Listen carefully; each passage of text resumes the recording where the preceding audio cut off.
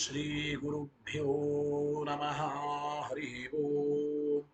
ಶ್ರಿಯಪ್ಪತ್ತೇ ನಿತ್ಯ ಗಣಿತ ಗುಣಮಾಣಿಕ್ಯ ವಿಶದ ಪ್ರಭಾಜಾಲೋಲ್ಲಾಸೋಪಹತ ಸಕಲಾವದ್ಯ ತಪಸೆ ಜಗಜ್ಜನ್ಮಸ್ಥೇಮ ಪ್ರಲಯ ರಚನಾಶೀಲವಪುಷೇ ನಮೋ ಶೇಷಾಮ್ನಾಯ ಸ್ಮೃತಿಹೃದಯದೀಪ್ತಾಯ ಹರಯೇ येन प्रादुरभावि भूमिवलये व्यस्तारिगो सन्ततिः प्रबोधिश्रुतिपङ्कजं करुणया प्राकाशीतत्वं परं ध्यान्तं ध्वंसमनायि साधुनिकरश्च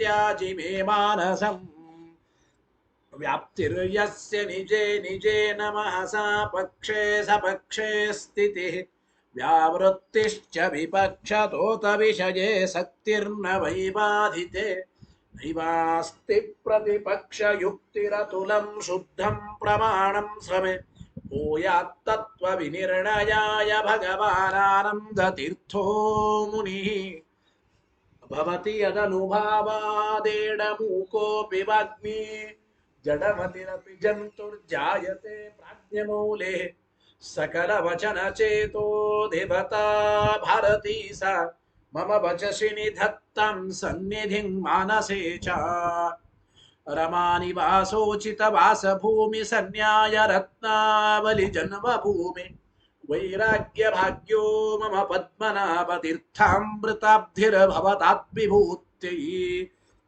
पदवाक्य प्रमाणज्ञान प्रतिवादिमदच्छिदः श्रीमदक्षोभ्यतीर्थाख्यानुपतिष्ठे गुरून्मम श्रीमदानन्दतीर्थार्य सन्मनः सरसि भूमि अनुव्याख्याननलिनी चञ्चरीकति मे मनः न शब्दाब्दौ गाढाः न च निगमचर्चासु चतुराः न च न्याये प्रौढाः न च विदितवेद्या अपि वयम् परं श्रीमत्पूर्णप्रमति गुरुकारुण्यसरणिं प्रपन्नामन्यास्मः किमपि च वदन्तोऽपि महताम् भगवता बादरायणेन प्राणिनां निःश्रेयसाय प्रणीतमपि ब्रह्ममीमांसाशास्त्रम् असाधुनिबन्धं ददमसा अवकुण्ठितत्वेन अप्रणीतमिव मन्यमानः भगवान् आनन्दतीर्थमुनिः यथाचार्याभिप्रायम् अस्य भाष्यं विधाय अनुभाष्यमपि करिष्यन् विलीनप्रकृतितया स्वयमन्तराय विदुरोऽपि अनवरतमीश्वर प्रवणकाय करणरुत्तिरपि नारायण प्रणामादिकं पारीप्सितस्यानन्तराय परिसमाप्तेः प्रचयस्य च हेतुतया अवगीतशिष्टाचार परम्परादिना अवगतम् अवश्यं करणीयं शिष्यान् ग्राहयितुं ग्रन्थादौ निबध्नाति नारायणमिति नारायणं निखिलपूर्णगुणैकदेहं निर्दोषमाप्यतममप्यखिलैः सुवाक्यैः अस्योद्भवादिदमशेष विशेषतोऽपि वन्द्यं सदा प्रियतमं मम सन्नमामि तमेव शास्त्रप्रभवं प्रणम्य जगद्गुरूणां गुरुवन्द्यसैव विशेषतो मे परमाख्यविद्या व्याख्यां करोम्यन्वपि चाहमेव ओमो मथातो ब्रह्मजिज्ञासा ओम श्रुतिक्षीराब्धिमामथ्यधीमन्दरमहीभृत प्राप्ता न्यायसुधायेन तं जयीन्द्रमहं भजे बुधैरपि सुदुर्बोधे ग्रन्थे यन्मम साहसम् तत्पारयन्तु निपुणाः गुरुपादरजक्कणाः लौकिकफलं लक्षणामृतदोहिनीं गुरुवनुग्रहरूपान्तां कामधेनुमुपास्महे मद्भुक्तिर्त्विनदी जयार्यशुभवाक् सूर्यात्मजा सङ्गमे व्याख्यास्नानमहो विधाय नृहरे प्राप्य प्रसादं परम् प्रापुर्णे कृतकृत्यतां गतमला विद्यादिराजादयो योगीशा कृपयन्तु ते जयमुनेर्भावस्य बोधाय मे ಶುಕೇನ ಶಾಂತ್ಯಾದಿಷು ವಾಂಗ್ಮಯೇಷು ವ್ಯಾಸೇನ ಧೈರ್ಯಂ ಬುಧಿನೋಪಮೇಯಂ मनोजजित्या मनसान्निपत्य रघुत्तमाख्यं सगुरुं नमामि नदग्धं यस्य कौपीनम् अग्नौ दत्तमपि स्फुटं वेदव्यासगुरुं नौमि श्रीवेदेश नमस्कृतं सत्यनाथ गुरुः पातु योधीरो नवचन्द्रिका नवामृतगदा तीर्थताण्डवानि व्यचीकृपत आरूढः सहसा यतीन्द्रपदवीं गत्वा च वाराणसी तत्रत्यान् कुमतप्रचारनिरतानद्वैतदिग्धं तिनः प्रौढार्थे वचने सुयुक्तिखचितैः सम्भीषयन्मोदयन् सत्यध्यानसुकेसरी विजयते पादासितः श्रीपतेः प्रावोचद्योतिकं न्यायसुधावाक्यार्थचन्द्रिका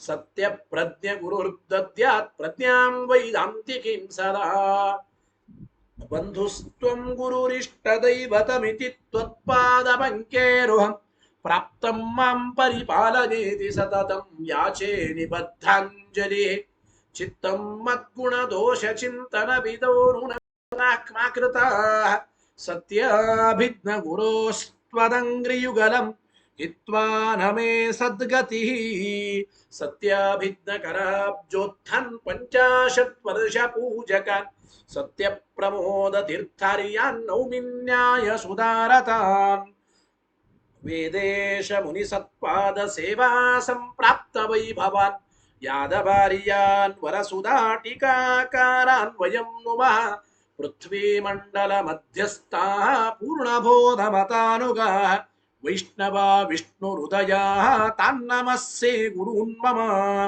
आपादमौलिपर्यन्तं गुरूणामाकृतिं स्मरेत् तेन विघ्नाः प्रणश्यन्ति सिद्ध्यन्ति च मनोरथाः शुभां ध्यायन्ति ये कामान् गुरुदेवः प्रसादजान् इतरान् आत्मपापोत्थान् तेषां विद्या फलिष्यति यैरहं शुकवत् सम्यक् शिक्षितोऽस्मि कृपालुभिः श्रीमत्सत्यात्मतीर्थार्यान् वन्दे विद्या गुरून् मम मुररामपदासक्तं स्वर्णमण्टपकारिणं गुरुस्मरणकर्तारं वन्दे सत्यात्मयोगिनं श्रीगुरुभ्यो नमः हरिः ओम्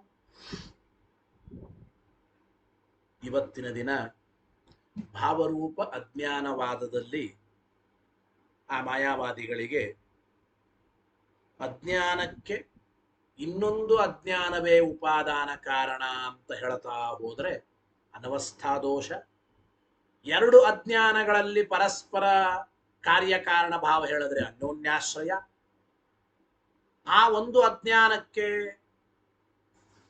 ಅದೇ ಅಜ್ಞಾನವೇ ಕಾರಣ ಅಂತ ಹೇಳಿದ್ರೆ ಆತ್ಮಾಶ್ರಯ, ಈ ದೋಷಗಳನ್ನೆಲ್ಲ ಆಚಾರ್ಯರು ತಿಳಿಸಿಕೊಡ್ತಾ ಇದ್ದಾರೆ. ನೋಡಿ, ಹಿಂದಿನ ಪಕ್ಷ ಏನು? ಹಿಂದಿನ ಪಕ್ಷ ಅಂತಂದ್ರೆ ಅಜ್ಞಾನಾರೋಪಕ್ಕೆ ಅಜ್ಞಾನವೇ ನಿಮಿತ್ತ ಅಂತ ಎರಡನೇ ವಿಕಲ್ಪ ಹಿಂದೆ ಮಾಡಿದ್ದು. ಅಜ್ಞಾನಾರೋಪಕ್ಕೆ ಕಾರಣ ಯಾವುದು? ಅಜ್ಞಾನಾರೋಪಕ್ಕೆ ಆತ್ಮಸ್ವರೂಪವೇ ಕಾರಣವೋ ಅಥವಾ ಅಜ್ಞಾನಾರೋಪಕ್ಕೆ ಅಜ್ಞಾನವೇ ಕಾರಣವೋ? ಅಜ್ಞಾನಾರೋಪಕ್ಕೆ ಆತ್ಮಸ್ವರೂಪ ಕಾರಣ ಅಲ್ಲ ಎಂಬ ವಿಚಾರವನ್ನು ನಿನ್ನೆಯ ಪಾಠದಲ್ಲಿ ಕೇಳಿದ್ದೇವೆ. ಜೊತೆಗೆ ಈ ಅಜ್ಞಾನಾರೋಪಕ್ಕೆ ಅಜ್ಞಾನವೇ ಕಾರಣ ಅಂತಂದ್ರೆ ಎರಡನೇ ಪಕ್ಷಕ್ಕೆ ಆಚಾರ್ಯ ಉತ್ತರ ಕೊಡ್ತಾ ಇದ್ದಾರೆ. ಶ್ಲೋಕ ಹೇಳಿ ಅರ್ಥ ತಿಳಿಯೋಣ. ಅಜ್ಞಾನಸ್ಯ ಚ ಮಿಥ್ಯಾತ್ವಂ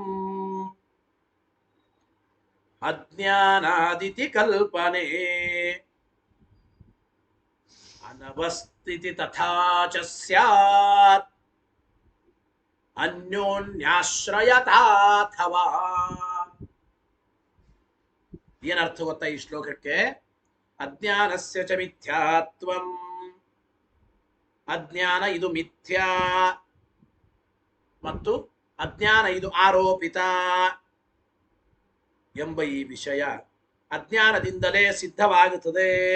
ಅಜ್ಞಾನಸ್ಯ ಚ ಮಿಥ್ಯಾತ್ವಂ ಅಜ್ಞಾನಸ್ಯ ಚ ಆರೋಪಿತತ್ವಂ ಇತಿ ವಿಷಯ ಅಜ್ಞಾನಾದೇವ ಸಿದ್ಧ್ಯತಿ. ಇಂತಹ ವಿಷಯ ಅಜ್ಞಾನದಿಂದಲೇ ಸಿದ್ಧವಾಗುತ್ತದೆ ಇತಿ ಕಲ್ಪನೆ. ಹಿಂಗೆ ಕಲ್ಪನಾ ಮಾಡಿದರೆ ತಥಾಚ ಅನವಸ್ಥಿತಿ. ಯಾವಾಗ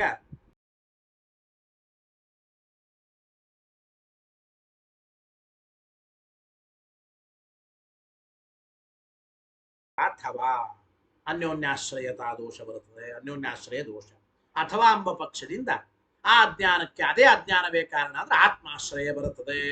ಅಥವಾ ಪಕ್ಷದಿಂದ ಅನವಸ್ಥ, ಅನ್ಯೋನ್ಯಾಶ್ರಯ, ಆತ್ಮಾಶ್ರಯ ಮೂರು ದೋಷಗಳನ್ನ ಇಲ್ಲಿ ಹೇಳಿಕೊಡ್ತಾ ಇದ್ದಾರೆ. ಈ ಶ್ಲೋಕಕ್ಕೆ ಟೀಕಾಕೃತ್ಪಾದರು ವಿವರಣೆ ಬರೆಯುತ್ತಾರೆ ನೋಡಿ. ಸುಧಾವಾಕ್ಯ ನೋಡಿ. ಮಿಥ್ಯಾತ್ವಂ ತತಃ ಏವ ಆರೋಪಿತತ್ವಂಚ. ಶ್ಲೋಕದಲ್ಲಿ ಚ ಶಬ್ದ ಇದೆ. ಅಜ್ಞಾನಸ್ಯ ಚ ಮಿಥ್ಯಾತ್ವಂ, ಅಜ್ಞಾನಕ್ಕೆ ಮಿಥ್ಯಾತ್ವ, ಚ ಮತ್ತು ಅಜ್ಞಾನ ಮಿಥ್ಯಾ ಆದ್ದರಿಂದಲೇನೆ ಅದು ಆರೋಪಿತ. ಯನ್ ಮಿಥ್ಯಾ ತದ ಆರೋಪಿತಂ. ಅವರ ನೇಮ ಉಂಟಲ್ವಾ, ಯಾವ ವಸ್ತು ಮಿಥ್ಯಾ ಆಗಿರ್ತದೋ ಅದು ಆರೋಪಿತ ಅಂತ ಲೆಕ್ಕ. ಹಾಗೆ ಅಜ್ಞಾನಕ್ಕೆ ಮಿಥ್ಯಾತ್ವ ಮತ್ತು ಅಜ್ಞಾನಕ್ಕೆ ಆರೋಪಿತತ್ವ ಇದು ಅಜ್ಞಾನದಿಂದಲೇನೆ ಅಂತ ಹಿಂಗ ಒಪ್ಪೋದಾದರೆ, ಇಲ್ಲಿ ನೋಡಿ ಅಜ್ಞಾನಾದಿತಿ ಕಲ್ಪನೆ. ಟೀಕಾಕೃತ್ಪಾದರು ತಿಳಿಸ್ಕೊಡ್ತಾ ಇದ್ದ ಆಚಾರ್ಯರು ಈ ರೀತಿ ಮಾಯಾವಾದಿಗಳು ಒಪ್ಪೋದಾದರೆ ಅಂತ ಅನ್ಬೇಕಾಗಿತ್ತರಿ. ಹಂಗಂದಿಲ್ಲ, ಅಜ್ಞಾನಾದಿತಿ ಕಲ್ಪನೆ. ಈ ರೀತಿ ಮಾಯಾವಾದಿಗಳು ಹಿಂಗ ಕಲ್ಪನಾ ಮಾಡಿದರೆ, ಕಲ್ಪನೆ ಎಂಬ ಶಬ್ದ ಬಳಸಿದ್ದ. ಅಂದ್ರೆ ಅಜ್ಞಾನ ಮಿಥ್ಯಾ ಆಗೋದು, ಅಜ್ಞಾನ ಆರೋಪಿತವಾಗೋದು ಇದು ಅಜ್ಞಾನದಿಂದಲೇ ಅಂತ ಈ ರೀತಿ ಕಲ್ಪನಾ ಮಾಡಿದರೆ, ಈ ಕಲ್ಪನಾ ಮಾಡಿದರೆ ಎಂಬ ಶಬ್ದ ಆಚಾರ ಬಳಸಿದ್ದಾರಲ್ಲ, ಅಜ್ಞಾನಾದಿತಿ ಕಲ್ಪನೆ ಅಂದ್ರೆ ಮಾಯಾವಾದಿಗಳು ಹೇಳೋ ಈ ವಿಚಾರ ಅತ್ಯಂತ ಅಪ್ರಾಮಾಣಿಕ. ಈ ವಿಚಾರ ಅತ್ಯಂತ ಅಬದ್ಧ, ಅಯುಕ್ತ, ಪ್ರಮಾಣ ವಿರುದ್ಧ, ಇದು ಅಪ್ರಾಮಾಣಿಕ ಎಂಬ ವಿಚಾರವನ್ನ ಆಚಾರ್ಯರು ಶ್ಲೋಕದಲ್ಲಿರುವ ಕಲ್ಪನೆ ಎಂಬ ಶಬ್ದದಿಂದ ತಿಳಿಸಿದ್ದಾರೆ. ಇಲ್ಲಾಗಿ ಹಂಗೆ ಹೇಳೋ ಅಭಿಪ್ರಾಯ ಇಲ್ಲದೆ ಹೋಗಿದ್ರೆ ಇತಿ ಅಭ್ಯುಪಗಮೆ ಅಂತ ತಿಳಿಸ್ಬೇಕಾಗಿತ್ತು. ಅಭ್ಯುಪಗಮೆ ಅಂತ ಅನ್ನದೇನೆ ಇತಿ ಕಲ್ಪನೆ ಅಂತ ತಂದಿದ್ದಾರೆ. ಅಂದ್ರೆ ಅಜ್ಞಾನ ಮಿಥ್ಯಾ ಆಗೋದಾಗಲಿ, ಅಜ್ಞಾನ ಆರೋಪಿತ ಅಂತ ಆಗೋದಾಗಲಿ ಇದು ಅಜ್ಞಾನದಿಂದಲೇ ಅಂತ ಹೇಳೋ ವಿಚಾರ ಅತ್ಯಂತ ಅಬದ್ಧ, ಅಪ್ರಾಮಾಣಿಕ ಅಂತ ತಿಳಿಸೋ ಸಲುವಾಗಿ ಆಚಾರ್ಯರು ಇತಿ ಕಲ್ಪನೆ ಎಂಬ ಶಬ್ದ ಬಳಸಿದ್ದಾರೆ ಅಂತ ಟೀಕಾಕೃತ್ಪಾದರು ಬರೀತಾ ಇದ್ದಾರೆ. ವಾಕ್ಯ ಓದಿ. ಅಭ್ಯುಪಗಮೆ ಇತಿ ವಕ್ತವ್ಯೆ. ಅಭ್ಯುಪಗಮೆ ಅಂತ ಹೇಳೋ ಸಂದರ್ಭ ಇದ್ದರೂ ಕಲ್ಪನೆ ಇತಿ ವಚನಂ. ಇತಿ ಕಲ್ಪನೆ ಎಂಬ ಮಾತು ಯಾತಕ್ಕೆ ಹೇಳಿದ್ದಾರೆ ಅಂತಂದ್ರೆ ಅಸ್ಯ ಅಭ್ಯುಪಗಮಸ್ಯ ಅಪ್ರಾಮಾಣಿಕತ್ವಂ ಸೂಚಯಿತು. ಈ ರೀತಿ ಹೇಳುವ ವಿಷಯ ಇದು ಅಪ್ರಾಮಾಣಿಕವಾದದ್ದು ಅಂತ ಸೂಚನೆ ಮಾಡೋದಕ್ಕಾಗಿ ಇತಿ ಕಲ್ಪನೆ ಅಂತ ಆಚಾರ್ಯರು ಅಂದಿದ್ದಾರೆ ಅಂತ ಅಭಿಪ್ರಾಯ.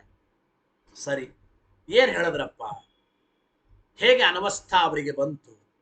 ಆಚಾರ್ಯರ ಮಾತಿಗೆ ಟೀಕಾಕೃತ್ಪಾದರು ವಿವರಣೆ ಬರೆಯುತ್ತಾರೆ. ಏನು? ತೇನ ಅಜ್ಞಾನಾರೋಪ ಉಪಾದಾನಮಪಿ ಅಜ್ಞಾನಂ ಸತ್ಯಂ ಚೇತ್. ಈಗೇನಂದ್ರೆ ಅಜ್ಞಾನಾರೋಪಕ್ಕೆ ಕಾರಣವಾದದ್ದು ಇನ್ನೊಂದು ಅಜ್ಞಾನವೇ ಅಂತ ಇದ್ದೀರಿ. ಅಲ್ಲಿ ಟೀಕಾರಾಯರ ಪ್ರಶ್ನೆ, ಈ ಅಜ್ಞಾನಾರೋಪಕ್ಕೆ ಉಪಾದಾನ ಕಾರಣವಾದ ಒಂದು ಅಜ್ಞಾನ ಅಂಬೋದು ಇದು ಸತ್ಯವೋ ಮಿಥ್ಯಾನೋ ಅಂತ ಪ್ರಶ್ನೆ. ಸತ್ಯ ಅಂತಂದ್ರೆ ದೋಷವನ್ನ ಕೊಡ್ತಾ ಇದ್ದ, ಸತ್ಯ ಅಂತಂದ್ರೆ ದೋಷವನ್ನ ಕೊಡ್ತಾ ಇದ್ದ. ಅಜ್ಞಾನಾರೋಪಕ್ಕೆ ಉಪಾದಾನ ಕಾರಣವಾದ ಅಜ್ಞಾನವೂ ಕೂಡ ಸತ್ಯ. ಸತ್ಯ ಅಂದ್ರೆ ಏನ್ ದೋಷ ನೋಡಿ. ಅಜ್ಞಾನಾರೋಪಕ್ಕೆ ಕಾರಣವಾದದ್ದು ಅಜ್ಞಾನ, ಅದು ಸತ್ಯ. ಕಾರಣವಾದ ಅಜ್ಞಾನ ಸತ್ಯವಂದ ಮೇಲೆ ಕಾರ್ಯವಾದ ಅಜ್ಞಾನ ಆರೋಪವೂ ಸತ್ಯ. ಅಜ್ಞಾನದಿಂದ ಆರೋಪಿತವಾದದ್ದೇ ಈ ಬಂಧ. ಹಾಗಾದ್ರೆ ಆರೋಪಿತವಾದ ಅಜ್ಞಾನ ಅಂದ್ರೆ ಅಜ್ಞಾನವಾಗಲಿ ಬಂಧವಾಗಲಿ ಎಲ್ಲವೂ ಸತ್ಯ. ಒಂದು ನೇಮ ಜಗತ್ತಿನಲ್ಲಿ ಉಪಾದಾನ ಕಾರಣ ಸತ್ಯವಾದರೆ ಕಾರ್ಯ ಸತ್ಯವಾಗುತ್ತದೆ. ನಿನ್ನೆಯ ಪಾಠದಲ್ಲಿ ಇದರ ವಿಸ್ತಾರವನ್ನು ಕೇಳಿದ್ದೆ. ಉಪಾದಾನ ಕಾರಣವಾದ ಮಣ್ಣು ಸತ್ಯವಾದರೆ ಕಾರ್ಯವಾದ ಘಟ ಸತ್ಯವಾಗುತ್ತದೆ. ಉಪಾದಾನ ಕಾರಣವಾದ ನೂಲುಗಳು ಅಂದ್ರೆ ತಂತುಗಳು ಸತ್ಯವಾದರೆ ಪಟ ಸತ್ಯ. ಹಾಗೆ ಉಪಾದಾನ ಕಾರಣವಾದ ಅಜ್ಞಾನ ಸತ್ಯವಾದರೆ ಆರೋಪಿತವಾದ ಅಜ್ಞಾನ, ಆರೋಪಿತವಾದ ಬಂಧ ಇದು ಕೂಡ ಸತ್ಯ ಎಂಬ ಪ್ರಶ್ನೆ ಬರುತ್ತದೆ. ಟೀಕಾರಾಯರ ವಾಕ್ಯ ಓದಿ ಅರ್ಥ ಆಗುತ್ತೆ ಈಗ. ತೇನ ಅಜ್ಞಾನಾರೋಪ ಉಪಾದಾನಮಪಿ ಅಜ್ಞಾನಂ ಸತ್ಯಂ ಚೇತ್ ಬಂಧಸ್ಯಾಪಿ ಸತ್ಯತ್ವಾಪತ್ತಿ. ಬಂಧವು ಕೂಡ ಸತ್ಯ ಸತ್ಯ ಅಂತ ಆಗಬೇಕಾಗುತ್ತದೆ. ಬಂಧವನ್ನು ನೀವು ಸತ್ಯ ಅಂತ ಒಪ್ಪಿಲ್ಲ, ಮಿಥ್ಯಾ ಅಂತ ಹೇಳಿದ್ದೀರಿ. ಆದ್ರಿಂದ ಬಂಧಕ್ಕೂ ಕೂಡ ಸತ್ಯತ್ವ ಬರಬೇಕಾಗುತ್ತದೆ, ಒಂದು ದೋಷ. ಇದರ ಜೊತೆಗೆ ಹಾಗಲ್ಲದೆ ಈ ಅಜ್ಞಾನಾರೋಪಕ್ಕೆ ಕಾರಣವಾದ ಅಜ್ಞಾನವೂ ಕೂಡ ಆರೋಪಿತನೇ, ಮಿಥ್ಯಾನೆ ಅಂತಂಬೋದಾದ್ರೆ ಹಿಂದೆ ಹೇಳಿದಂತೆ ಅನವಸ್ಥಾ ದೋಷ ಬರುತ್ತದೆ. ಆರೋಪಿತತ್ವೇ ಪೂರ್ವವತ ಅಜ್ಞಾನಾಂತರ ಆರೋಪಂ ಅಜ್ಞಾನಾಂತರ ಆರೋಪ ಉಪಗಮಾತ ಅನವಸ್ಥಾ. ನೋಡಿ, ಈ ಅಜ್ಞಾನ ಆರೋಪಕ್ಕೆ ಕಾರಣವಾದದ್ದು ಒಂದು ಅಜ್ಞಾನ, ಆ ಅಜ್ಞಾನವೂ ಕೂಡ ಆರೋಪಿತ. ಆ ಅಜ್ಞಾನದ ಆರೋಪಕ್ಕೆ ಕಾರಣ ಇನ್ನೊಂದು ಅಜ್ಞಾನ, ಆ ಅಜ್ಞಾನವೂ ಕೂಡ ಸತ್ಯ ಅಂದ್ರೆ ಮತ್ತೆ ಬಂದ ಸತ್ಯ ಆಗಬೇಕಾಗುತ್ತೆ. ಆ ಅಜ್ಞಾನವೂ ಕೂಡ ಆರೋಪಿತ. ಹಾಗಾದ್ರೆ ಆ ಅಜ್ಞಾನದ ಆರೋಪಕ್ಕೆ ಕಾರಣ ಇನ್ನೊಂದು ಅಜ್ಞಾನ. ಹೀಗೆ ಅಜ್ಞಾನ ಪರಂಪರೆಯನ್ನು ಒಪ್ಪುತ್ತಾ ಹೋದ್ರೆ ಅನವಸ್ಥಾ ದೋಷ ಬರುತ್ತದೆ. ಅದಕ್ಕೆ ಅವರೊಂದು ಮಾತು ಹೇಳಿದ್ರು, ಹಂಗಲ್ರಿ, ಬೀಜಾಂಕುರ ಪರಂಪರಾ ಸಿದ್ಧವಾದ ವಿಷಯ, ಅನವಸ್ಥಾ ಇಲ್ಲ. ಬೀಜ ಮೊದಲೋ ವೃಕ್ಷ ಮೊದಲು ಅಂದ್ರೆ ಒಂದು ಬೀಜ, ಬೀಜದಿಂದ ಅಂಕುರೋತ್ಪತ್ತಿ, ಗೊತ್ತಾಯಿತು? ಈ ಬೀಜದಿಂದ ಅಂಕುರೋತ್ಪತ್ತಿ, ಈ ಅಂಕುರೋತ್ಪತ್ತಿ ಆದ್ದರಿಂದ ಇನ್ನೊಂದು ಬೀಜ, ಆ ಬೀಜದಿಂದ ಮತ್ತೊಂದು ಅಂಕುರ, ಆ ಅಂಕುರದಿಂದ ಮತ್ತೊಂದು ಬೀಜ, ಅಥವಾ ಅಂಕುರದಿಂದ ಬೀಜ, ಬೀಜದಿಂದ ಅಂಕುರ, ಮತ್ತೆ ಆ ಅಂಕುರದಿಂದ ಇನ್ನೊಂದು ಬೀಜ, ಹಿಂಗೆ ಹೇಳ್ತಾ ಹೋದ್ರೆ ಅನವಸ್ಥಾ. ಇದು ಸಿದ್ಧ ಪರಂಪರಾ ಅನವಸ್ಥಾ. ನಿನ್ನೆ ಪಾಠದಲ್ಲಿ ಕೇಳಿದ್ದೇವೆ, ಅನವಸ್ಥಾ ದೋಷದಲ್ಲಿ ಮೂಲಕ್ಷಯ ಕರೀಂ ಪ್ರಾಹು ಅನವಸ್ಥಾಂಹಿ ದೂಷಣ ಅಂತ ಹೇಳಿದ್ದಾರೆ. ನೋಡಿ, ಪರಂಪರೆ ಸಿದ್ಧವಾಗಿದ್ರೆ ಅದು ಅನವಸ್ಥಾ ದೋಷವಾಗುವುದಿಲ್ಲ. ಬೀಜಾಂಕುರ ಪರಂಪರ, ಎಷ್ಟು ಬೀಜ, ಎಷ್ಟು ಅಂಕುರ, ಎಷ್ಟು ವೃಕ್ಷಗಳು ಎಷ್ಟು ಒಪ್ಪಿದರೂ ಅನವಸ್ಥಾ ದೋಷ ಇಲ್ಲ. ಅದೇ ರೀತಿ ಕರ್ಮ ಪರಂಪರಾ ಅನವಸ್ಥಾ ಅಂತ ಒಂದು ಉಂಟ್ರಿ. ಅಂದ್ರೆ ಈ ಕರ್ಮ ನಾವು ಯಾಕೆ ಮಾಡಿದ್ದೇವೆ? ಹಿಂದಿನ ಕರ್ಮ ಇದ್ದಿದ್ದರಿಂದ. ಆ ಕರ್ಮ ಯಾಕೆ ಮಾಡಿದ್ವಿ? ಅದಕ್ಕೆ ಹಿಂದಿನ ಕರ್ಮ ಕಾರಣ, ಆ ಕರ್ಮಕ್ಕೆ ಅದರ ಹಿಂದಿನ ಕರ್ಮ ಕಾರಣ. ಈ ರೀತಿ ಹೇಳ್ತಾ ಹೋದ್ರೆ ಅನವಸ್ಥಾ. ಇಲ್ಲಿ ಅನವಸ್ಥಾ ದೋಷ ಇಲ್ಲ ಎಂಬ ಮಾತನ್ನು ಹೇಳಿದ್ದಾರೆ. ಇಲ್ಲಿ ಸರ್ವಥ ಅನವಸ್ಥಾ ದೋಷ ಇಲ್ಲ ಅಂತ. ಅನವಸ್ಥಾ ದೋಷ ಇಲ್ಲ, ಯಾತಕ್ಕೆ? ಇದು ಸಿದ್ಧವಾದ ವಿಷಯ.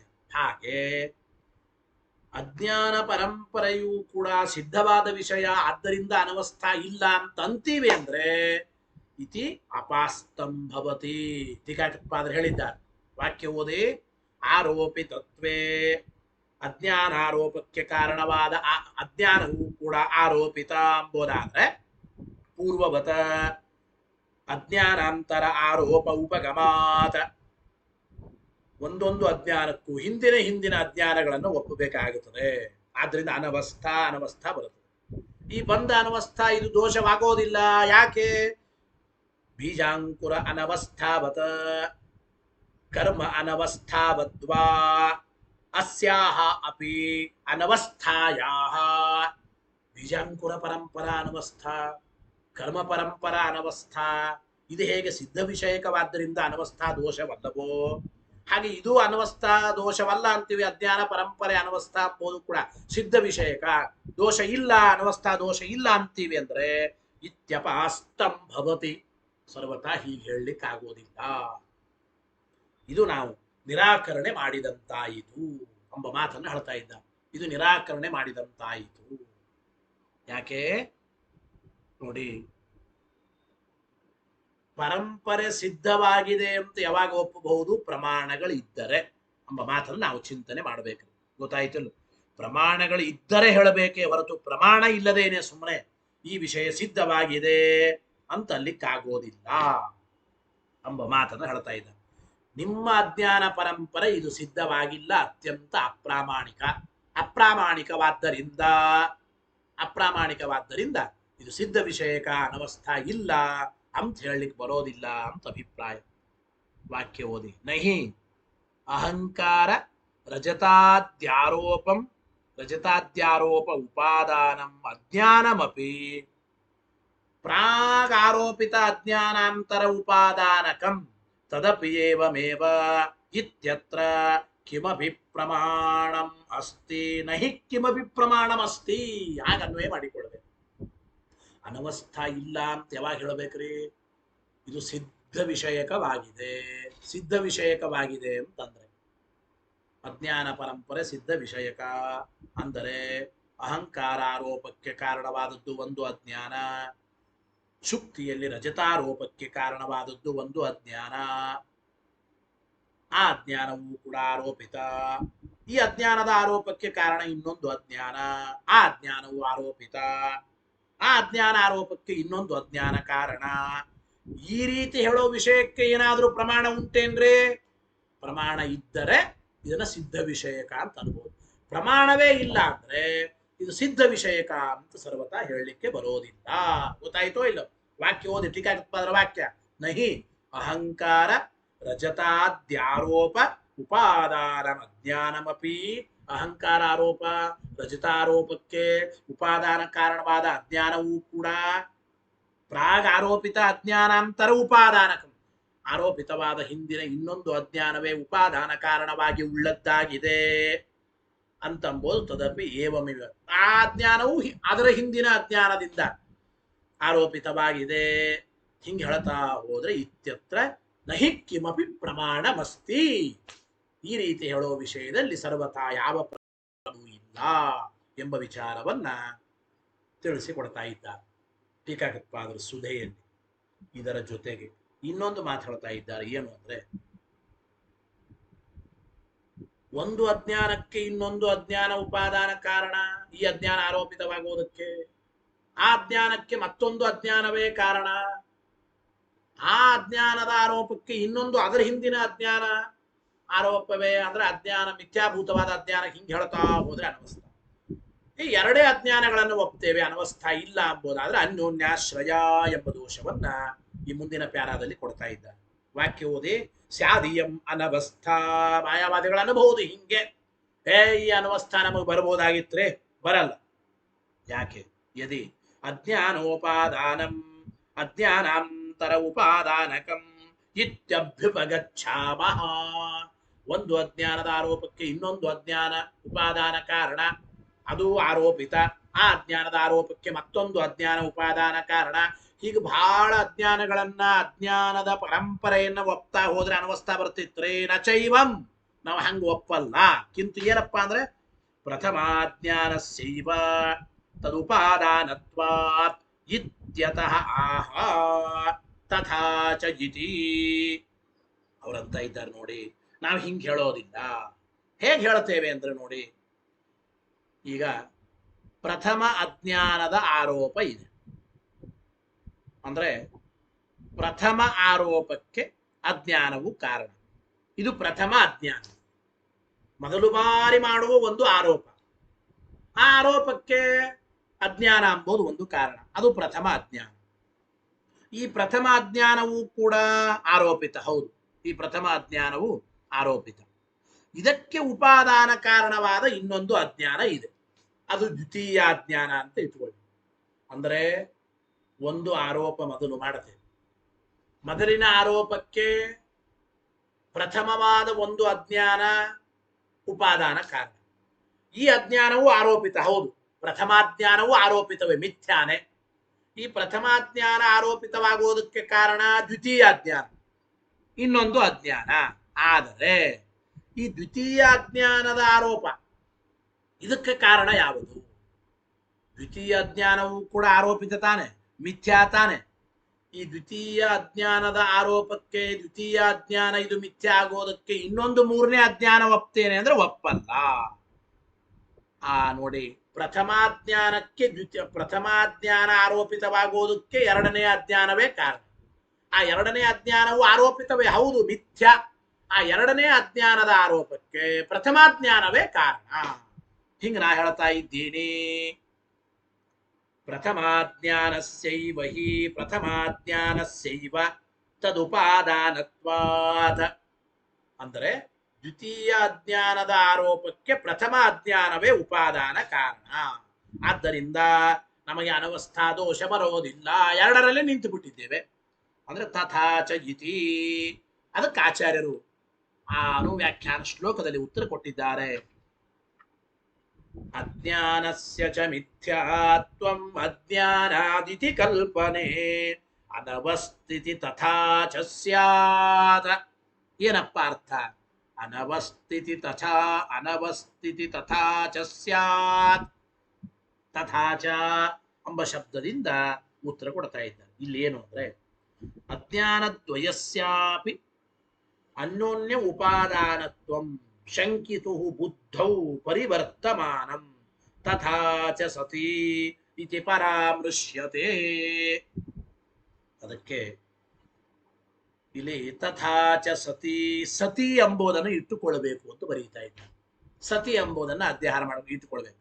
ಅಂದರೆ ತಥಾ ಚ ಸತಿ, ಹೀಗೆ ಅವರಂದರೆ, ಅಂದ್ರೆ ಎರಡು ಅಜ್ಞಾನಗಳಲ್ಲೇ ಪರಸ್ಪರ ಕಾರ್ಯಕಾರಣ ಭಾವವನ್ನ ಹೇಳಿದರೆ, ಅಂದರೆ ಶಂಕೆ ಮಾಡುವವರ ಬುದ್ಧಿಯಲ್ಲಿ, ತಲೆಯಲ್ಲಿ ಎರಡು ಅಜ್ಞಾನಗಳಿಗೂ ಪರಸ್ಪರ ಉಪಾದಾನ ಕಾರಣತ್ವವನ್ನು ಹೇಳುತ್ತೇವೆ ಅಂತ ನೀವಂದರೆ, ಗೊತ್ತಾಯಿತೋ ಇಲ್ಲ?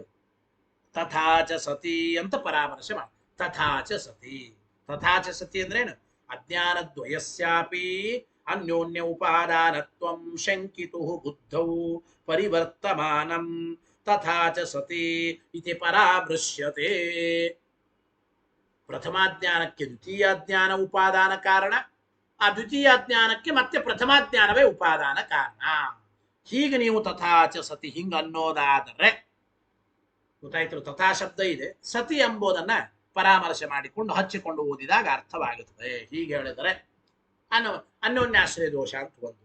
ಅಥವಾ ಇನ್ನೊಂದು ರೀತಿ ವ್ಯಾಖ್ಯಾನವನ್ನು ಟೀಕಾಕೃತ್ಪಾದರು ಬರೀತಾ ಇದ್ದಾರೆ. ಅಥವಾ ತಥಾ ಶಬ್ದ ಉಪಮಾಯ, ತಥಾ ಶಬ್ದ ಉಪಮ, ದೃಷ್ಟಾಂತ ಎಂಬ ಅರ್ಥದಲ್ಲಿ ಅದು ಹೇಗೋ ಇದು ಹಾಗೆ, ಅದು ಹೇಗೋ ಇದು ಹಾಗೆ ಅಂದ್ರೆ ಅರ್ಥ ಏನ್ರಿ ಅಂದ್ರೆ ತಥಾ ಶಬ್ದಕ್ಕೆ ಸಾದೃಶ್ಯ ದೃಷ್ಟಾಂತ ಎಂಬ ಅರ್ಥ.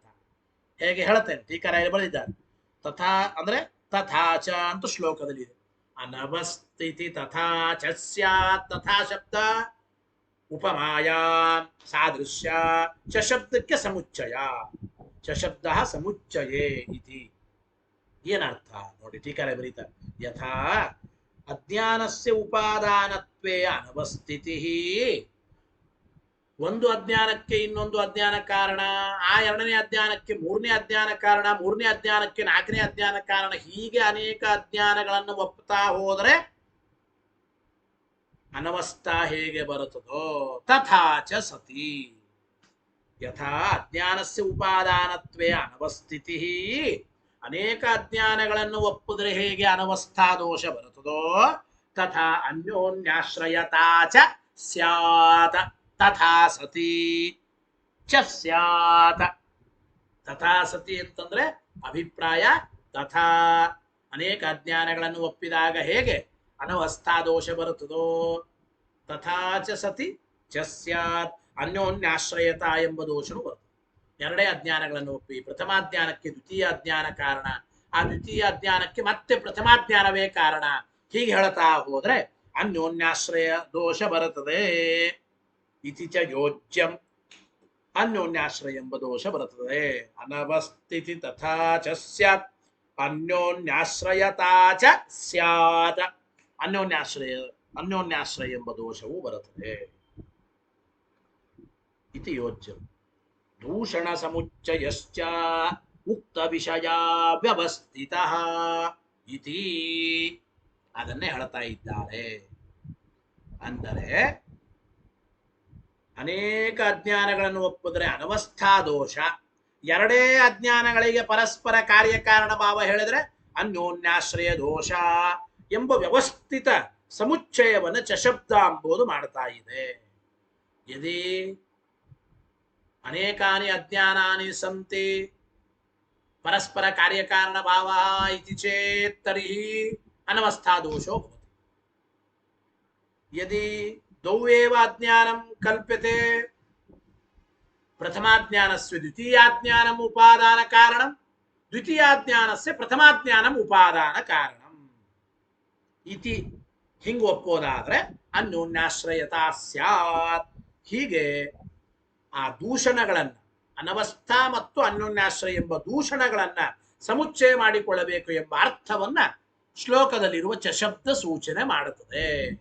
ಅನವಸ್ಥಿತಿ ತಥಾ ಚ ಸ್ಯಾತ್. ಗೊತ್ತಾಯ್ತು ಅಲ್ಲ, ಅದು ಸೂಚನೆ ಮಾಡುತ್ತದೆ ಎಂಬ ಅಭಿಪ್ರಾಯವನ್ನು ಹೇಳಿಕೊಡ್ತಾ ಇದ್ದಾರೆ. ಇದಾದ ಮೇಲೆ ಇಲ್ರೇ ಎರಡು ಅಜ್ಞಾನ ಒಪ್ಪೋದೇ ಇಲ್ರಿ, ಆ ಅಜ್ಞಾನಕ್ಕೆ ಆ ಅಜ್ಞಾನವೇ ಕಾರಣ ಅಂತೀವಿ ಅಂದ್ರೆ ಆತ್ಮಾಶ್ರಯ ದೋಷ. ನನು ಅಜ್ಞಾನಸ್ಯ ಅಜ್ಞಾನೋಪಾದಾನಕತ್ವೇಪಿ ನ ಅನವಸ್ಥಾದಿ ದೋಷ. ಅಜ್ಞಾನಕ್ಕೆ ಅಜ್ಞಾನವೇ ಉಪಾದಾನ ಕಾರಣ ಅಂದ್ರೆ ಯಾವುದೇ ಅನವಸ್ಥಾ ಅನ್ಯೋನ್ಯಾಶ್ರಯ ದೋಷ ಬರಲ್ಲ. ಯಾಕೆ? ಏಕಮೇವ ಅಜ್ಞಾನಂ ಸೋಪಾದಾನಂ. ಒಂದೇ ಅಜ್ಞಾನ ಒಪ್ತೇವೆ.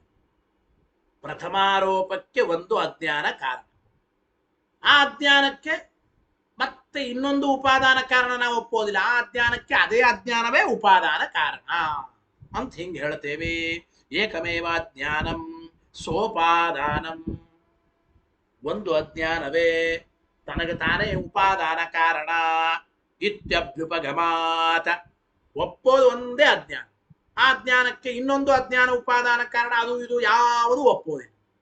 ಆ ಅಜ್ಞಾನಕ್ಕೆ ಅದೇ ಅಜ್ಞಾನವೇ ಉಪಾದಾನ ಕಾರಣ. ಇತ್ಯತಃ ಆಹ. ಹೀಗೆ ಹೇಳಿದ್ರೆ ಅಥವಾ ಅನ್ಯೋನ್ಯಾಶ್ರಯತಾಥವಾ. ಶ್ಲೋಕದಲ್ಲಿರುವ ಅಥವಾ ಎಂಬ ಶಬ್ದಕ್ಕೆ ಆತ್ಮಾಶ್ರಯ ಅಂತ ಈಗ ಅರ್ಥ ನೋಡಿ. ಅಥವಾ ಅಂದ್ರೆ ಆತ್ಮಾಶ್ರಯತ ಇತಿ ಶೇಷ. ಅಥವಾ ಆತ್ಮಾಶ್ರಯ ಎಂಬ ದೋಷ ಬರುತ್ತದೆ ಎಂಬ ಮಾತನ್ನ ಅರ್ಥ ಮಾಡಿಕೊಳ್ಳಬೇಕು. ಆತ್ಮಾಶ್ರಯ ಎಂಬ ದೋಷ ಅಂದ್ರೆ ಅಥವಾ ಇತ್ಯುಕ್ತ ಪಕ್ಷಾಂತರದ್ಯೋತಕ ನಿಪಾತಃ. ಗೊತ್ತಾಯ್ತೋ ಇಲ್ಲ? ಅಂದ್ರೆ ಅಥವಾ ಎಂಬ ಶಬ್ದ, ಅಥವಾ ಎಂಬ ಈ ನಿಪಾತ, ಅಥವಾ ಎಂಬುದು ಅವ್ಯಯ. ಸಂಸ್ಕೃತದಲ್ಲಿ ಅಥವಾ ಎಂಬುದು ಅವ್ಯಯ. ಈ ಅಥವಾ ಎಂಬ ಈ ಅವ್ಯಯ, ಈ ನಿಪಾತ ಒಂದೇ ಅಜ್ಞಾನವನ್ನ ಒಪ್ಪುತ್ತೇವೆ ಎಂಬುವ ಇನ್ನೊಂದು ಪಕ್ಷವನ್ನು ಸೂಚನೆ ಮಾಡುತ್ತದೆ. ಇಲ್ಲಿ ಮೂರು ಪಕ್ಷಗಳಲ್ಲಿ ಒಂದೊಂದು ಅಜ್ಞಾನಕ್ಕೆ ಅಂದ್ರೆ ಮುಂದಿನ ಅಜ್ಞಾನಗಳಿಗೆ ಹಿಂದಿನ ಅಜ್ಞಾನಗಳು ಕಾರಣ. ಅನೇಕ ಅಜ್ಞಾನಗಳನ್ನು ಒಪ್ತಾ ಹೋದರೆ ಒಪ್ಪುವುದು ಒಂದು ಪಕ್ಷ, ಎರಡೇ ಅಜ್ಞಾನಗಳನ್ನು ಒಪ್ಪುವುದು ಎರಡನೇ ಪಕ್ಷ, ಒಂದು ಅಜ್ಞಾನಕ್ಕೆ ಆ ಅಜ್ಞಾನವೇ ಕಾರಣ ಎಂಬುದು ಮೂರನೇ ಪಕ್ಷ. ಈ ರೀತಿ ಅಥವಾ ಎಂಬ ನಿಪಾತ ಇದು ತನಗೆ ತಾನೇ ಕಾರಣ ಎಂಬ ಮೂರನೇ ಪಕ್ಷವನ್ನು ಸೂಚನೆ ಮಾಡ್ತಾ ಇದೆ. ಅಥವಾ ಇತಿ ಉಕ್ತ ಪಕ್ಷಾಂತರ ದ್ಯೋತಕೋ ನಿಪಾತ. ನಿಪಾತ ಅಂದ್ರೆ ಅವ್ಯಯ ಅಂತ ಅಭಿಪ್ರಾಯ. ಗೊತ್ತಾಯ್ತೋ ಇಲ್ಲ? ಇನ್ನೊಂದು ಪಕ್ಷವನ್ನು ಸೂಚನೆ ಮಾಡುತ್ತದೆ ಎಂಬ ಅರ್ಥವನ್ನು ಅಲ್ಲಿ ಚಿಂತನೆ ಮಾಡಬೇಕು ಅಂತ ನಾವು ತಿಳಿಯಬೇಕು. ಇದಾದ್ಮೇಲೆ ನನು ಚ ಅಜ್ಞಾನಾರೋಪಸ್ಯ ಅನಾದಿತ್ವಾತ್ ಕಥಂ ಅನವಸ್ಥಿತಿ ಪ್ರಸಂಗ. ಇಲ್ಲಿ ನೋಡ್ರಿ, ಅಜ್ಞಾನಾರೋಪ ಇದು ಅನಾದಿ ನಿತ್ಯವಾದದ್ರಿ.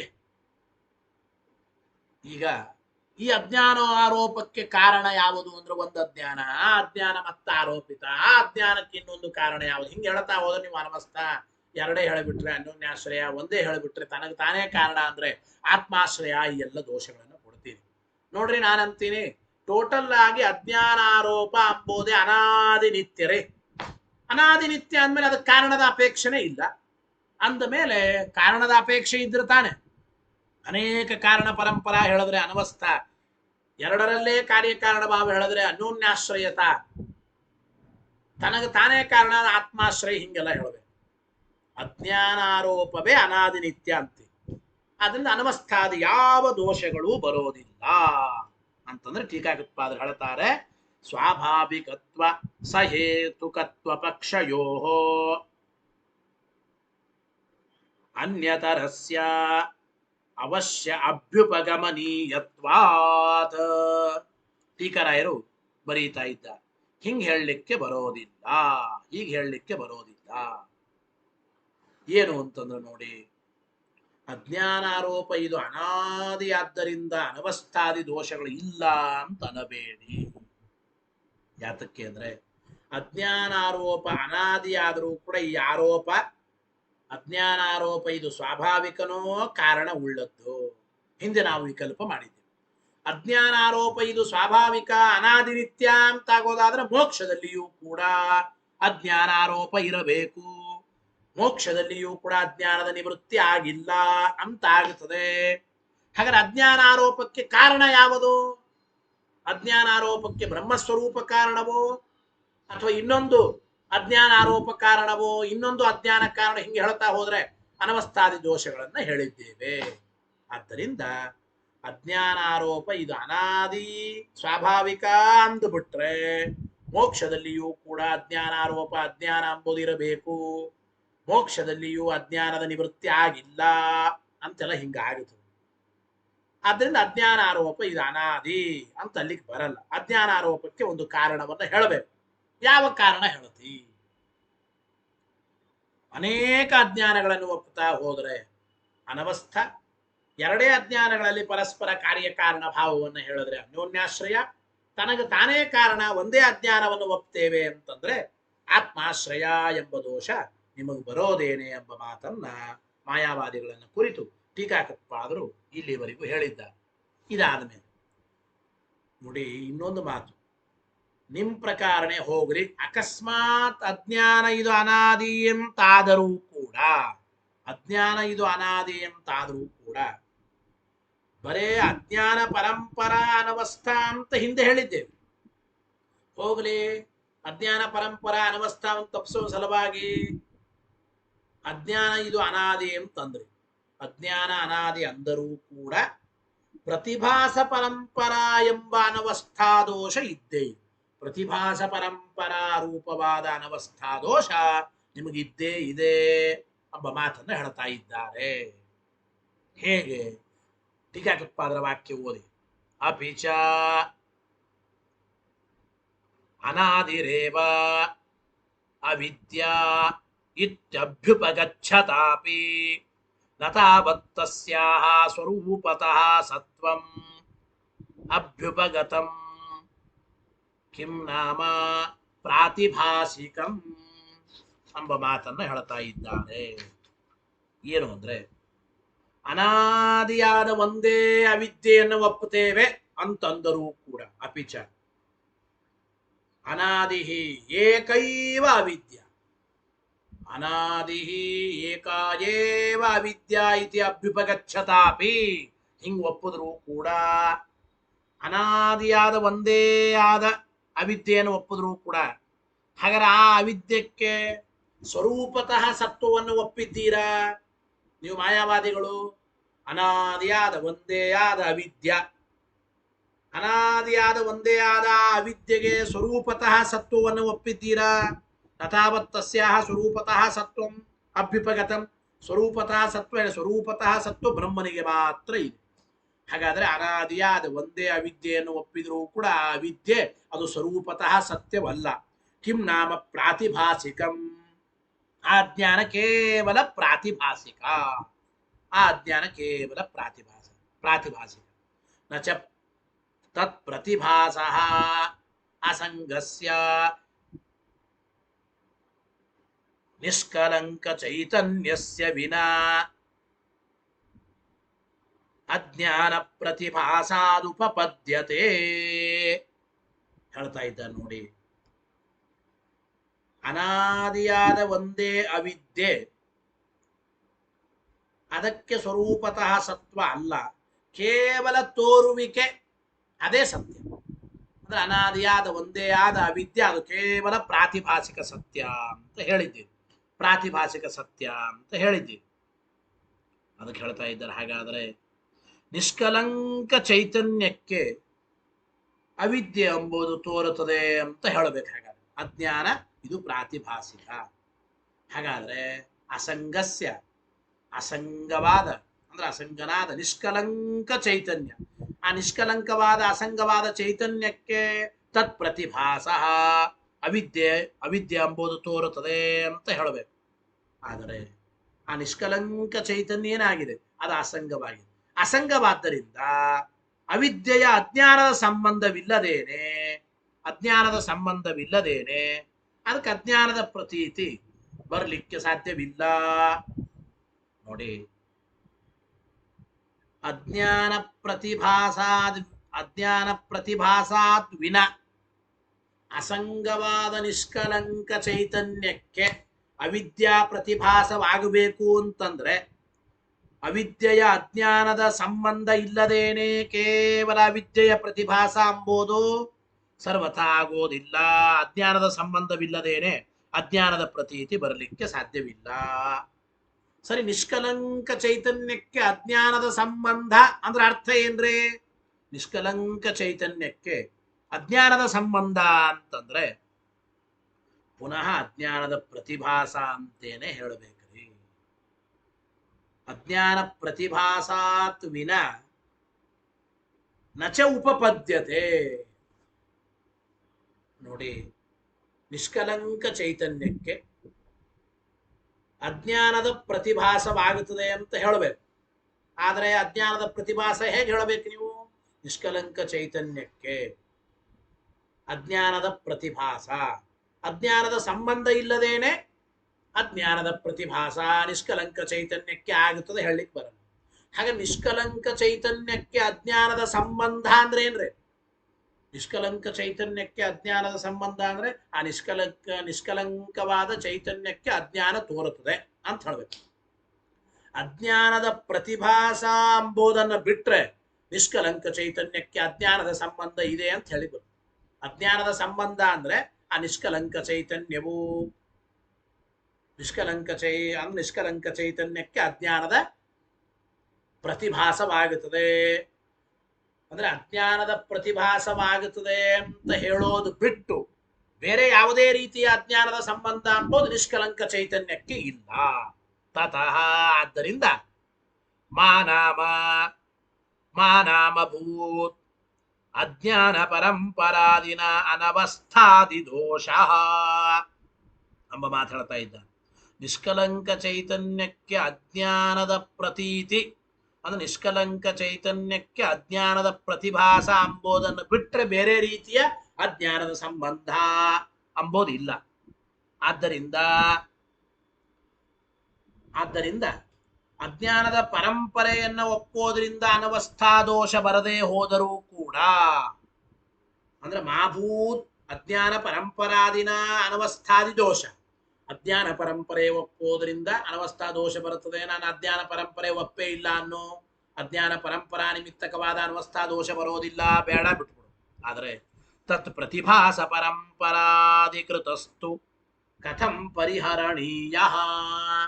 ನೋಡಿ, ನಿಷ್ಕಲಂಕ ಚೈತನ್ಯಕ್ಕೆ ಅಜ್ಞಾನದ ಸಂಬಂಧ ಹೇಳಬೇಕು. ಯಾಕೆ ಅಜ್ಞಾನ ಸಂಬಂಧ ಹೇಳಬೇಕು? ನಿಷ್ಕಲಂಕ ಚೈತನ್ಯಕ್ಕೇನೆ ಅಜ್ಞಾನ ತೋರ್ಬೇಕು. ಈ ನಿಷ್ಕಲಂಕ ಚೈತನ್ಯಕ್ಕೆ ಅಜ್ಞಾನ ಅಂದ್ರೆ ಅವಿದ್ಯೆಯ ಪ್ರತೀತಿ ಬರೋದು ಅಂದ್ರೇನು? ಅಜ್ಞಾನದ ಸಂಬಂಧ. ಅಜ್ಞಾನದ ಸಂಬಂಧ ಅಂದ್ರೇನು? ಅವಿದ್ಯೆಯ ಪ್ರತೀತಿ. ಆ ಅವಿದ್ಯೆಯ ಪ್ರತೀತಿ ಬರಬೇಕಾದ್ರೆ ಮತ್ತೆ ಅಜ್ಞಾನದ ಸಂಬಂಧ ಇರಬೇಕು. ಆ ಅಜ್ಞಾನದ ಸಂಬಂಧ ಇರೋದು ಅಂತಂದ್ರೇನು? ಇನ್ನೊಂದು ಅವಿದ್ಯೆಯ ಪ್ರತೀತಿ. ಆ ಅವಿದ್ಯೆಯ ಪ್ರತೀತಿ ಬರಬೇಕಾದ್ರೆ ಮತ್ತೆ ಅಜ್ಞಾನದ ಸಂಬಂಧ ಬೇಕು. ಆ ಅಜ್ಞಾನದ ಸಂಬಂಧ ಅಂದ್ರೆ ಏನು? ಇನ್ನೊಂದು ಅವಿದ್ಯೆಯ ಪ್ರತೀತಿ. ಹಿಂಗ ಪ್ರತಿಭಾಸ ಪರಂಪರಾ ಅನವಸ್ಥಾ ಎಂಬುದು ನಿಮಗೆ ಬಂದೇ ಬರುತ್ತದೆ ಎಂಬ ಮಾತನ್ನು ಹೇಳ್ತಾ ಇದ್ದಾರೆ. ಕರ್ಮ ಪರಂಪರಾ ಪ್ರತಿಬಂಧಿತು ಮೋಚಿತ ಏವ ಇತಿ. ಅದಕ್ಕೆ ಕರ್ಮ ಪರಂಪರೆಯಂತೆ ಇದು ಸಿದ್ಧ ವಿಷಯಕ, ಪ್ರತಿಭಾಸ ಪರಂಪರೆನೂ ಸಿದ್ಧ ವಿಷಯಕ, ಆದ್ರಿಂದ ಅನವಸ್ಥಾ ದೋಷ ಇಲ್ಲ ಅಂತಂದ್ರೆ ಇದನ್ನ ನಾವು ಮೊದಲೇ ನಿರಾಕರಣೆ ಮಾಡಿದ್ದೇವೆ. ಕರ್ಮ ಪರಂಪರಾ ಇದು ಸಿದ್ಧ ವಿಷಯ ಹೌದು. ಯಾಕೆ? ಪ್ರಮಾಣ ಇದೆ. ಪ್ರಮಾಣದಿಂದ ಒಂದು ಕರ್ಮದಿಂದ ಇನ್ನೊಂದು ಕರ್ಮ, ಮತ್ತೊಂದು ಕರ್ಮದಿಂದ ಇನ್ನೊಂದು ಕರ್ಮ, ಹಿಂಗ್ ಕರ್ಮ ಪರಂಪರೆ ಎಂಬುದು ಪ್ರಮಾಣ ಸಿದ್ಧವಾಗಿದೆ. ಅದನ್ನು ಒಪ್ತೇವೆ, ಅನವಸ್ಥಾ ದೋಷ ಬರೋದಿಲ್ಲ. ಎಷ್ಟೇ ಕರ್ಮಗಳನ್ನು ಹಿಂದೆ ಹಿಂದೆ ಹೇಳ್ತಾ ಹೋದ್ರು. ಆದ್ರೆ ಹಾಗೆ ಇಲ್ಲಿ ನಿಷ್ಕಲಂಕ ಚೈತನ್ಯಕ್ಕೆ ಅಜ್ಞಾನ ತೋರುತ್ತದೆ. ಆದ್ದರಿಂದ ಅದಕ್ಕೆ ಅಜ್ಞಾನದ ಸಂಬಂಧ ಇರಬೇಕು. ಅಜ್ಞಾನದ ಸಂಬಂಧ ಅಂದ್ರೆ ಮತ್ತೆ ಅಜ್ಞಾನದ ಪ್ರತಿಭಾಸ. ಹಿಂಗ್ ಹೇಳೋದಕ್ಕೆ ಅನೇಕ ಅಜ್ಞಾನಗಳ ಪ್ರತಿಭಾಸ ಒಪ್ಪಬೇಕು ಎಂಬುದಕ್ಕೆ ಯಾವ ಪ್ರಮಾಣಗಳು ಇಲ್ಲ. ಇದು ಸಿದ್ಧ ವಿಷಯಕವಲ್ಲ. ಆದ್ದರಿಂದ ಪ್ರತಿಭಾಸ ಪರಂಪರಾ ಅನವಸ್ಥಾ ಎಂಬುದು ನಿಮಗೆ ಇರೋದೇನೆ ಎಂಬ ಮಾತನ್ನ ಇಲ್ಲಿ ತಿಳಿಸಿಕೊಡ್ತಾ ಇದ್ದಾರೆ. ಇನ್ನು ನಚ ಏಕೇನ ಅಕ್ಷರೇಣ ಛಂದಾಂಸಿ ವೀಯಂತೆ ನ ದ್ವಾಭ್ಯಾಮಿತಿ ವಚನಾತ್ ಅತ್ರ ಛಂದೋಭಂಗಃ ನ ಶಂಕನೀಯಃ. ಆಚಾರ್ಯರ ಶ್ಲೋಕದಲ್ಲಿ ಇಲ್ಲಿ ಒಂದು ಪ್ರಶ್ನೆ ಏನು ಅಂದ್ರೆ, ವ್ಯಾಕರಣದಲ್ಲಿ ಒಂದು ನಿಯಮ ಇದೆ ನೋಡಿ. ಒಂದು ಅಥವಾ ಎರಡು ಅಕ್ಷರಗಳು ಶ್ಲೋಕದಲ್ಲಿ ಹೆಚ್ಚಾದ್ರೆ ಕಡಿಮೆ ಆದ್ರೆ ಅದು ಛಂದಸ್ಸಿನ ದೋಷ ಏನು ಉಂಟಾಗುವುದಿಲ್ಲ. ಸಂಸ್ಕೃತ ಒಂದು ಮಾತಿದೆ, ನಚ ಏಕೇನ ಅಕ್ಷರೇಣ ಛಂದಾಂಸಿ ವೀಯಂತೆ ನ ದ್ವಾಭ್ಯಾಂ. ಒಂದೆರಡು ಅಕ್ಷರಗಳು ಹೆಚ್ಚು ಕಮ್ಮಿ ಆದ್ರೆ ಛಂದಸ್ಸಿನಲ್ಲಿ ಏನು ವ್ಯತ್ಯಾಸ ಏನಾಗೋದಿಲ್ಲ ಅಂತ ನಿಯಮ ಇರೋದರಿಂದ ಇಲ್ಲಿ ಅನವಸ್ಥಿತಿ ತಥಾ ಚ ಸ್ಯಾತ್. ಅನುಷ್ಠುಪ್ ಪಾದದಲ್ಲಿ ನೋಡಿ, ಒಂದು ಅನುಷ್ಠುಪ್ ಶ್ಲೋಕದಲ್ಲಿ ಒಂದು ಪಾದದಲ್ಲಿ 9 ಅಕ್ಷರ ಇರಬೇಕು. ಈ ಶ್ಲೋಕದಲ್ಲಿ ಏನ್ ಹೇಳಿದ್ದಾರಪ್ಪ ಅಂತಂದ್ರೆ, ಅಜ್ಞಾನಸ್ಯ ಚ ಮಿಥ್ಯಾತ್ವಂ ಅಜ್ಞಾನಾದಿತಿ ಕಲ್ಪನೆ ಅಂತಂದಿದ್ದಾರೆ. ಅಜ್ಞಾನಸ್ಯ ಚ, ಅಜ್ಞಾನಸ್ಯ 4 ಅಕ್ಷರ, ಅಜ್ಞಾನಸ್ಯ ಚ 5, ಮಿಥ್ಯಾತ್ವಂ ಅಲ್ಲಿ 4 ಗೊತ್ತಾಯ್ತಲ್ಲ, ಮಿಥ್ಯಾ ತತ್ವಂ 4 ಹಿಡಿದ್ರೆ ಒಟ್ಟು 9. ಅಜ್ಞಾನಾದಿತಿ ಕಲ್ಪನೆ, ಅಜ್ಞಾನಾತ್ 4, ಇತಿ 5, ಕಲ್ಪನೆ ಅಂಬೋಲಿ ಮತ್ತೆ 4, ಹಿಂಗಿಡಿದ್ರೆ 9, ಕೆಲವು ಕಡೆ 8 ಅಂತ ಆಗ್ತದೆ. ಇರ್ಲಿ. ಆದರೆ ಅನವಸ್ಥಿತಿ ತಥಾ ಚ ಸ್ಯಾತ್ ಅಂಬೋಲಿ ಅನವಸ್ಥಿತಿ 5 ಅಕ್ಷರ, ತಥಾ ಚ 3, 8, ಸ್ಯಾತ್ ಹೀಗೆ ಇಲ್ಲಿ ಇನ್ನೊಂದು ಆಗುತ್ತದೆ. ಆದ್ದರಿಂದ ಇಲ್ಲಿ ಒಟ್ಟು ಅನುಷ್ಠುಪಾದದಲ್ಲಿ 9 ಅಕ್ಷರಗಳು ಬರ್ತಾ ಇವೆ. 9 ಅಕ್ಷರಗಳಿಂದ ಬರೋದ್ರಿಂದ ಛಂದೋಭಂಗವಾಗುತ್ತದೆ ಎಂಬ ಆಕ್ಷೇಪಕ್ಕೆ ಅವಕಾಶ ಇಲ್ಲ. ಅನವಸ್ಥಿತಿ ತಥಾ ಚ ಸ್ಯಾತ್ ನೋಡಿ, ಏನು ಅಂತಂದ್ರೆ ಆಚಾರ್ಯರು 1 ಅಕ್ಷರಗಳು ಹೆಚ್ಚು ಕಮ್ಮಿ ಆದ್ರೆ ತೊಂದರೆ ಇಲ್ಲ ಅಂತ ಹೇಳಿದ್ದಾರೆ. 8 ಅಥವಾ 9 ಯಾವ್ದಾದ್ರೂ ಆಗ್ಬೋದು. 9 ಅಕ್ಷರಗಳಾಗುತ್ತದೆ, ಅನುಷ್ಠುಪ್ ಶ್ಲೋಕದಲ್ಲಿ 9 ಅಕ್ಷರಗಳು ಇರಬಾರದು, 8 ಇರಬೇಕು, ಹಿಂಗೆಲ್ಲ ಏನಿಲ್ಲ. 1 ಅಕ್ಷರ ಹೆಚ್ಚಾದ್ರೂ ಸರಿ ಕಡಿಮೆ ಆದ್ರೂ ಸರಿ ತೊಂದರೆ ಇಲ್ಲ. ಅದನ್ನ ನೋಡಿ, ನಚ ಏಕೇನ ಅಕ್ಷರೇಣ ಛಂದಾಂಸಿ ವೀಯಂತಿ ನ ದ್ವಾಭ್ಯಾಂ ಇತಿ ವಚನಾತ. 1 ಅಕ್ಷರ ಅಥವಾ 2 ಅಕ್ಷರಗಳು ಹೆಚ್ಚು ಕಮ್ಮಿ ಆಗೋದ್ರಿಂದ ಛಂದೋಭಂಗ ಏನಾಗುವುದಿಲ್ಲ ಎಂಬ ನಿಯಮ ಇರೋದ್ರಿಂದ ಅತ್ರ ಛಂದೋಭಂಗ ನ ಶಂಕರೀಯ. ಅನವಸ್ಥಾ ಇತಿ ವಕ್ತುಂ ಶಕ್ಯೆ ಯದ್ ಅನವಸ್ಥಿತಿ ಇತ್ಯಾಹ ತದ್ ವೈದಿಕತ್ವ ಜ್ಞಾಪನಾರ್ಥಂ. ಇಲ್ಲಿ ಅನವಸ್ಥಾಂತರದೇನೆ ಅನವಸ್ಥಿತಿ ಅಂದಿದ್ದಾರೆ. ಆಚಾರ್ಯರು ತಾವು ಪರಮವೈದಿಕರು ಎಂಬುದನ್ನು ಸೂಚನೆ ಮಾಡೋದಕ್ಕಾಗೇನೆ ಅನವಸ್ಥಿತಿ ಎಂಬ ಶಬ್ದವನ್ನು ಬಳಸಿದ್ದಾರೆ ಅಂತ ಟೀಕಾಕೃತ್ಪಾದರು ಇಲ್ಲಿ ತಿಳಿಸಿಕೊಡ್ತಾ ಇದ್ದಾರೆ. ಸಾಮಾನ್ಯವಾಗಿ ಅನುಷ್ಠುಪ್ ಛಂದಸ್ಸಿನಲ್ಲಿ 8 ಅಕ್ಷರಗಳು ಇರುತ್ತದೆ, ಇಲ್ಲಿ 9 ಅಕ್ಷರಗಳಾಗುತ್ತದೆ ಹೀಗೆ. ಆದರೆ ಒಟ್ಟು 2 ನಿಯಮ ಹೇಳಿದರು. 1-2 ಅಕ್ಷರಗಳು ಹೆಚ್ಚಾದರೂ ಸರಿ ಕಡಿಮೆ ಆದರೂ ಸರಿ ಛಂದೋಭಂಗ ದೋಷ ಅಲ್ಲ, ಛಂದೋಭಂಗವಾಗುವುದಿಲ್ಲ. 1 ಅನವಸ್ಥಾನದೇನೆ ಅನವಸ್ಥಿತಿ ಅಂತ ಯಾಕೆ ಬಳಸಿದ್ದಾರೆ ಅಂದ್ರೆ ವೈದಿಕ ಪ್ರಯೋಗ. ಆಚಾರ್ಯರು ಕೂಡ ಪರಮ ವೈದಿಕರೇ, ಆಚಾರ್ಯರ ಪ್ರಯೋಗ ವೈದಿಕ ಪ್ರಯೋಗವೇ ಎಂಬುದನ್ನು ಸೂಚನೆ ಮಾಡುವ ಸಲುವಾಗಿ ಅನವಸ್ಥಾನದೇನೆ ಅನವಸ್ಥಿತಿ ಎಂಬ ಶಬ್ದವನ್ನು ಆಚಾರ್ಯರು ಹೇಳಿದ್ದಾರೆ ಎಂಬ ಮಾತನ್ನು ಟೀಕಾಕೃತ್ಪಾದರು ಆಚಾರ್ಯರಿಗೆ ಪರಮ ವೈದಿಕತ್ವವನ್ನು ಸಮರ್ಥನೆ ಮಾಡ್ತಾ ಇದ್ದಾರೆ. ಮುಂದಿನ ವಿಚಾರವನ್ನ ನಾಳಿನ ಪಾಠದಲ್ಲಿ ಮತ್ತೆ ಅಂದ್ರೆ ಭಾವರೂಪ ಅಜ್ಞಾನ ಇದು ಅತ್ಯಂತ ಪ್ರಾಮಾಣಿಕ. ಅಂದಮೇಲೆ ಅನವಸ್ಥಾದಿ ದೋಷಗಳು ಅವೇನು ದೋಷ ಆಗೋದಿಲ್ಲ ಕಿಂಚಿತ್ಕರ ಅಂತಂದ್ರೆ ಆ ಆಕ್ಷೇಪವನ್ನು ನಿರಾಕರಣೆ ಮಾಡ್ತಾ ಇದ್ದಾರೆ. ಈ ವಿಚಾರವನ್ನು ನಾಳೆ ಮತ್ತೆ ಬಹುಶಃ ಆಚಾರ್ಯರ ಪಾಠವು ನೇರವಾಗಿರುತ್ತದೆ ಏಕಾದಶಿ, ನಮ್ಮ ಪಾಠವು ಕೂಡ ನೇರವಾಗಿ ಶ್ರೀಮಠದಲ್ಲೇ ಇರುತ್ತದೆ ಅಂತ ತಿಳಿಸ್ತಾ ಹರಯೇ ನಮಃ. ಶ್ರೀಕೃಷ್ಣಾರ್ಪಣಮಸ್ತು. ಅನೇನ ಭಾವಿಯತ್ ಪುಣ್ಯಂ ತದಾಪ್ನೋತು ಗುರುರ್ಮಮ. ಮಧ್ವೇಶಾರ್ಪಣಮಸ್ತು.